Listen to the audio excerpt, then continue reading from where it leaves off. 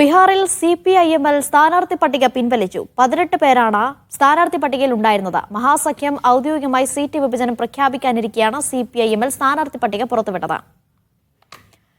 Saju Thomas വിവരങ്ങൾ നൽകും. സജു, മഹാസഖ്യത്തിന്റെ പ്രഖ്യാപനം വന്നതിന് ശേഷം മാത്രം പുതിയ പ്രഖ്യാപനത്തിലേക്ക് കടന്നാൽ മതി എന്ന നിലപാടാണോ, അതോ മറ്റെന്തെങ്കിലും കാരണങ്ങളുണ്ടോ? അനീഷ, ബീഹാറിൽ സീറ്റ് വിഭജനം അന്തിമഘട്ടത്തിലാണ്. പ്രത്യേകിച്ച് മഹാസഖ്യത്തിൽ വലിയ പ്രതിസന്ധികൾ നിലനിൽക്കുകയാണ്. 40 സീറ്റിലധികമാണ് ആദ്യഘട്ടത്തിൽ CPIML അടക്കമുള്ള ഇടതു പാർട്ടികൾ ആവശ്യപ്പെട്ടത്. എന്നാൽ മഹാസഖ്യത്തിന്റെ സ്ഥാനാർത്ഥി വിഭജനം പൂർത്തിയായതിന് തൊട്ട് മുന്നോടിയായിട്ടാണ് ഇപ്പോൾ CPIML 18 സ്ഥാനാർത്ഥികളെ വൈകിട്ടോടുകൂടി പ്രഖ്യാപിച്ചത്.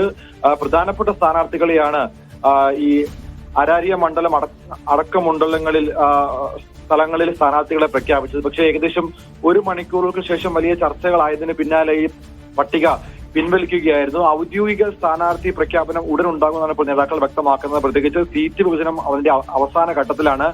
എന്തായാലും സീറ്റ് വിഭജനം വേഗത്തിൽ പൂർത്തിയാക്കാനാകുമെന്ന ആത്മവിശ്വാസമാണ് നേതാക്കൾ പങ്കുവെക്കുന്നത്. പക്ഷേ അതിനിടയിൽ ഇത്തരത്തിലുള്ള ചെറു പാർട്ടികൾ വലിയ രീതിയിൽ ചില മുന്നണി സമവാക്യങ്ങൾക്ക് വിപരീതമായിട്ട് കൂടുതൽ സീറ്റുകൾ ആവശ്യപ്പെടുന്നതാണ് ഇപ്പോൾ നേതാക്കളെ പ്രതിസന്ധിയിലാക്കുന്നത്. എന്തായാലും ഇന്നിപ്പോൾ പ്രഖ്യാപിച്ച സീറ്റ് 18 സ്ഥാനാർത്ഥികളാണ് പ്രഖ്യാപിച്ചത്. ആ ലിസ്റ്റ് ഇപ്പോൾ ക്യാൻസൽ ചെയ്തിരിക്കുകയാണ്, പിൻവലിച്ചിരിക്കുകയാണ്. ഉടൻ തന്നെ പുതിയ പട്ടിക പിൻവലിക്കുമെന്നാണ് ഇപ്പോൾ വ്യക്തമാക്കിയിരിക്കുന്നത്. സ്ഥാനാർത്ഥി പ്രഖ്യാപനങ്ങൾ ഉടൻ ഉണ്ടാകും.